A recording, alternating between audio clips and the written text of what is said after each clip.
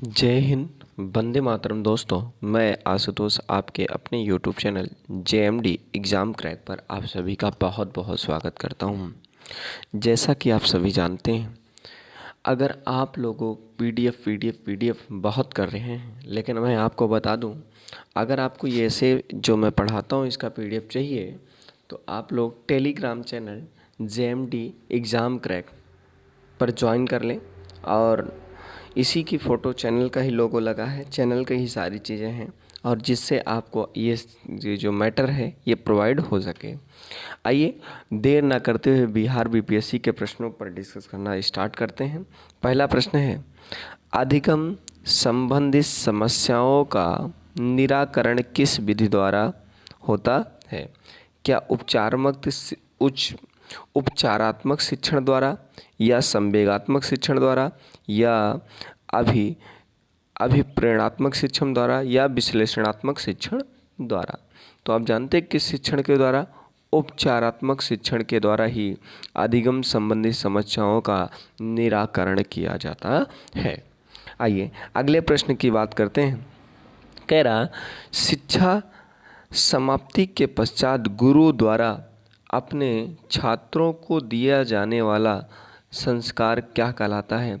क्या अपवर्तन संस्कार, क्या समापवर्तन संस्कार, ए बी दोनों, इनमें से कोई नहीं? देखिए, अगर समाप्ति के पश्चात दे रहा है तो वह समापवर्तन संस्कार कहलाएगा। क्या कहलाएगा? समापवर्तन संस्कार कहलाएगा। आइए चलते हैं अगले प्रश्नों के बारे में और समझने का प्रयास करते हैं। कह रहा है बच्चों के, ध्यान दीजिएगा, क्वेश्चन है, बच्चों को मुख्य रूप से अधिगम हेतु क्या आवश्यक होता है? क्या पुरस्कार? बिल्कुल आवश्यकता है। अभिप्रेरणा? बिल्कुल आवश्यकता होता है। नकल? बिल्कुल आवश्यकता होता है, यानी अनुकरण बिल्कुल आवश्यकता होती है। तो आप सभी लोग जानते हैं बच्चों को पुरस्कार भी चाहिए, और अभिप्रेरित भी करने वाला चाहिए, और नकल भी कराने वाला यानी पढ़ाने वाला भी या अनुकरण करने वाला भी चाहिए। तो ऑप्शन नंबर डी यहाँ पर सही हो जाएगा। क्या सही हो जाएगा? ऑप्शन नंबर डी इसका सही हो जाएगा। ऑप्शन नंबर डी इसका सही हो जाएगा। उम्मीद करते हैं सारी चीज़ें क्लियर हो रही होंगी। आइए अगले प्रश्न की बात करते हैं, 85 की, क्वेश्चन नंबर 85 के बारे में। कह रहा है, ड्राफ्ट आउट के संदर्भ में DPIP का मुख्य उद्देश्य क्या है? बच्चों की घटती हुई संख्या को बढ़ाना, बच्चों की बढ़ती हुई संख्या को कम करना। गलत। बच्चों की घटती हुई संख्या को स्थिर रखना, बिल्कुल सही है। बच्चों की बढ़ती हुई संख्या को बढ़ाना, बिल्कुल सही। बच्चों को घटती हुई संख्या को बढ़ाना ड्राफ्ट आउट के संबंध में DPEP का मुख्य उद्देश्य है। उम्मीद करते हैं क्लियर हो गया होगा। आइए अगले प्रश्न की बात करते हैं। देखा, रोस्टाल्ड का क्या अर्थ होता है? रोस्टाल्ड का क्या अर्थ होता है? क्या आकृतियों को स्पष्ट करना, क्या आकृति को सही आकार देना, क्या आकृति को पूर्णता के रूप में लेना, या आकृति को प्रभावी बनाना है? क्या है? प्रभावी बनाना है। तो आप सभी लोग जानते हैं आकृतियों को पूर्ण रूप से लेना ही रोस्टाल्ड का अर्थ होता है। आकृतियों को पूर्ण रूप से लेना ही रोस्टाल्ड का अर्थ होता है। आइए अगले प्रश्न की बात करते हैं और समझने का प्रयास करते हैं। कह रहा है, मंद अधिगमकर्ता जिनकी शैक्षिक उपलब्धि समान योग्यता से कम रह जाती है, उसे क्या कहा जाता है? क्या दुर्बल बालक, या मंद बालक, या पिछड़े बालक, या मूर्ख बालक? तो उनको जानते हो, अगर सामान्य बालकों से कम रह गई तो वो पिछड़े बालक कहलाएंगे। क्या कहलाएंगे? पिछड़े बालक कहलाएंगे। मंद बुद्धि नहीं कहलाएंगे। मंद बुद्धि तब तक नहीं कहलाएंगे। दुर्बल बालक तब तक। दुर्बल का मतलब होता है शारीरिक रूप से कमज़ोर हो, और मंद बुद्धि का मतलब होता है जिसपे पिछड़ा ने क्या हो, वो पढ़ ही न लिखे, 4 बार 5 बार बताने के बाद भी न पढ़ सके। ये तो यहाँ तो सामान्य बालक से पिछड़ा है, तो यहाँ पे क्या होगा? पिछड़े बालक हो जाएंगे।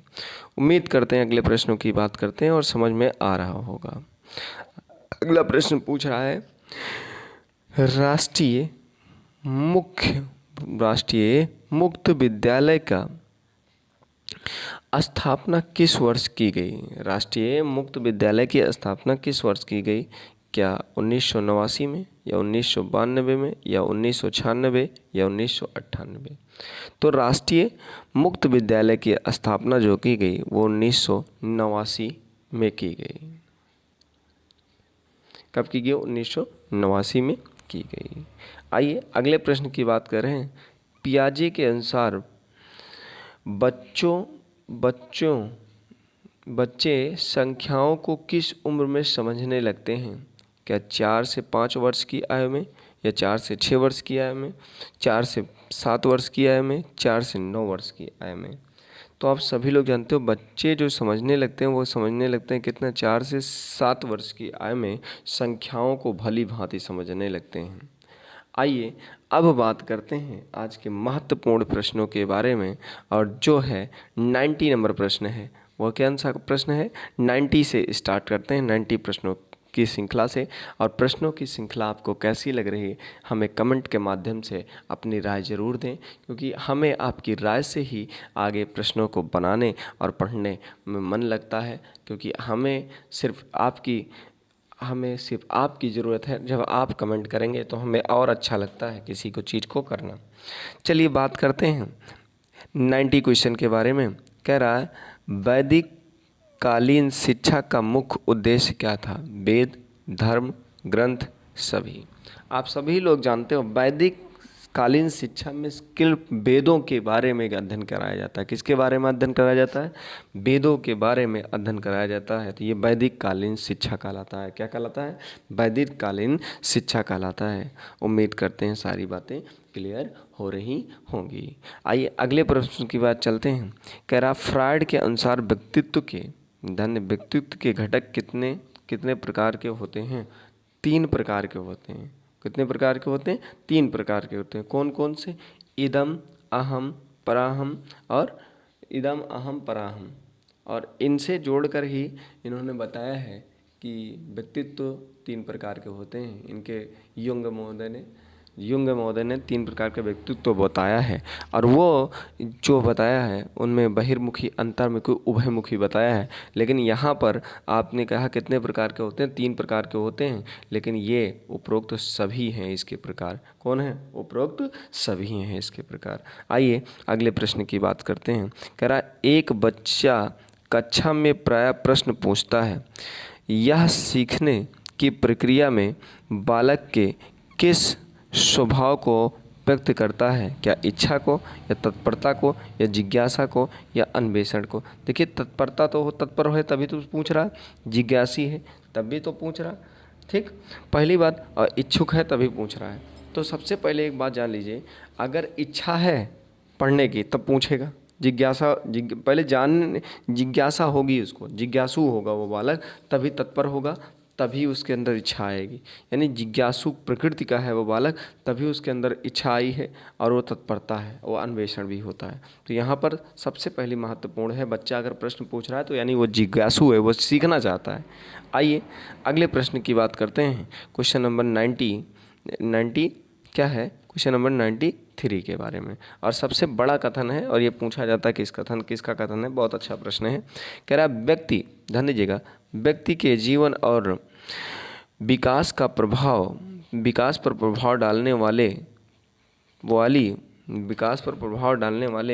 वाली प्रत्येक बात वंशानुक्रम और वातावरण के क्षेत्र में आ जाती हैं, परंतु ये बातें इतने पेचीदा ढंग से संयुक्त होती हैं कि प्राय वंशानुक्रम और वातावरण के प्रभावों में अंतर करना कठिन हो जाता है। उपरोक्त कथन किसका है?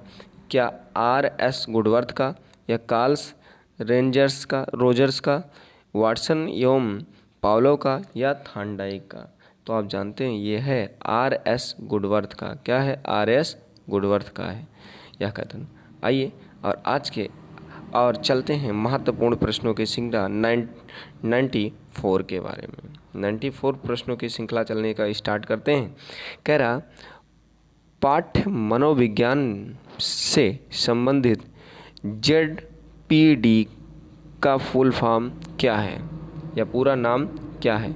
समीपस्थ शिक्षा का विकास, स्पष्ट विकसित शिक्षा या सीमित विकास का क्षेत्र या सीमित विकसित की शिक्षा। तो आप सभी लोग जानते हैं इसका फुल फॉर्म है सीमित विकास की शिक्षा। क्या नाम है? सीमित विकास की शिक्षा। इसकी ऑप्शन नंबर ए सही हो जाएगा। अर्थात इसको बोलते हैं zonal of proximal development. Zonal of proximal development इसका फुल फॉर्म है। बहुत अच्छा प्रश्न है और पूछ रहा है 95 के बारे में। कह रहा है विकास डॉट डॉट डॉट और डॉट डॉट दोनों से प्रभावित होता है। देखिए विकास आप जानते हो वातावरण और वंशानुक्रम दोनों से प्रभावित होता है। यहाँ तो वातावरण है ही नहीं, अब बड़ा दिक्कत हो जाएगी। वातावरण का रिलेट करना ही यहाँ से पर्यावरण से होगा। किससे होगा? पर्यावरण से होगा। तो यहाँ पर्यावरण और देखिए आपने इसको परिभाषा पढ़ा है, विकास जो है वातावरण और वंशानुक्रम दोनों से प्रभावित होता है। तो यहाँ तो वातावरण है ही नहीं था, तो मजबूरी थी, व्यवहार तो हम लोग कर नहीं सकते। हाँ, और देखिए यहाँ भी व्यवहार नहीं कर सकते, यहाँ प्रक्षेपण नहीं कर सकते, तो बचा क्या? वातावरण का मतलब ही लेंगे किसको? पर्यावरण से। तो क्लियर हो गया होगा उम्मीद करते हैं। तो यहाँ विकल्प नंबर सी सही हो जाएगा। आइए अगले प्रश्न की बात करते हैं और समझने का प्रयास करते हैं। और यहाँ 96 के बारे में, क्वेश्चन नंबर 96 के बारे में कह रहा यथार्थवादी चिंतन के कौन से प्रकार हैं? क्या अभिसारी चिंतन या सर्वनात्मक चिंतन या आलोचनात्मक चिंतन? ये सभी। तो आप सभी लोग जानते हैं कौन सा चिंतन है। तो आप जानते हो यथार्थ चिंतन जो है ये सभी प्रकार के चिंतन यथार्थ प्रकार के चिंतन होते हैं। आइए अगले प्रश्न की बात करते हैं और समझने का प्रयास करते हैं। कह रहा है शिक्षण के क्षेत्र में 6ES शिक्षण रणनीति में कौन कौन सम्मिलित है? क्या संलग्न, मानक, अन्वेषण की क्षमता? ये सभी। तो आप सभी लोग जानते हैं ऐसे प्रश्न जब आते हैं तो आप एकदम राइट जान लीजिए इसमें उपरोक्त सभी ही होगा, उपरोक्त सभी होगा। आइए अगले प्रश्न की बात कर रहे हैं। कह रहा है सीखने के प्राथमिक या गौड़ नियम को किसने प्रतिपादित किया? क्या वाटसन ने, क्या स्पेयरमैन ने, क्या थॉर्नडाइक ने, क्या पाउले ने? अच्छा देखिए कुत्ते पर आविष्कार करने वाला कौन था? पाउलो था। और थॉर्नडाइक ने बिल्ली पर आविष्कार किया था और बिल्ली ने प्रयास और त्रुटि के आधार पर इसने 3 प्राथमिक नियम और 6 गौड़ नियम दिए थे। तो इसका विकल्प नंबर क्या हो जाएगा? सी सही हो जाएगा। चलिए उम्मीद करते हैं क्लियर हो रहा होगा। आइए बात करते हैं आज का सेकंड लास्ट प्रश्न के बारे में, इसी का और ये 99 क्वेश्चन के बारे में। प्रश्नों की श्रृंखला आपको कैसी लगी कमेंट करके हमें ज़रूर बताइएगा। चलते हैं अगले प्रश्न के बारे में। कह रहा है कक्ष के वातावरण के प्रकार हैं। क्या खुला वातावरण या प्रैक्टिक वातावरण या स्वायत्त वातावरण या ये सभी? तो आप सभी लोग जानते हो कक्ष का वातावरण ये सभी होना चाहिए। खुला वातावरण होना चाहिए, प्रैक्टिक पिता के तरीके से वातावरण होता है और स्वतः वातावरण होनी चाहिए। ये सुपर इम्पॉर्टेंट है। अगला प्रश्न कह रहा है एक बच्चा जो स्व और वाज न्यूक्लियर एंड अनक्लियर में अंतर स्पष्ट नहीं कर पा रहा है वह किस रोग से पीड़ित है? डिसलेक्सिया से, डिस्ग्राफिया से, डिसग्राफिया से, डिसग्राफिया से। ये 3 बार आया डिसग्राफिया, सब गलत हो गया। तो ये डिसलेक्सिया से है, उसको देखने में तकलीफ़ हो रही है। उम्मीद करते हैं आपको प्रश्नों की श्रृंखलाएँ समझ में आ गई होगी। अगर प्रश्नों की श्रृंखला आपको अच्छी लग रही है तो चैनल को सब्सक्राइब कर लीजिए और अपने मित्रों तक ये चीज़ें शेयर कर दीजिए। मिलते हैं नेक्स्ट वीडियो में, तब तक के लिए जय हिंद, वंदे मातरम। दोस्तों अपना बहुत बहुत ख्याल रखिएगा।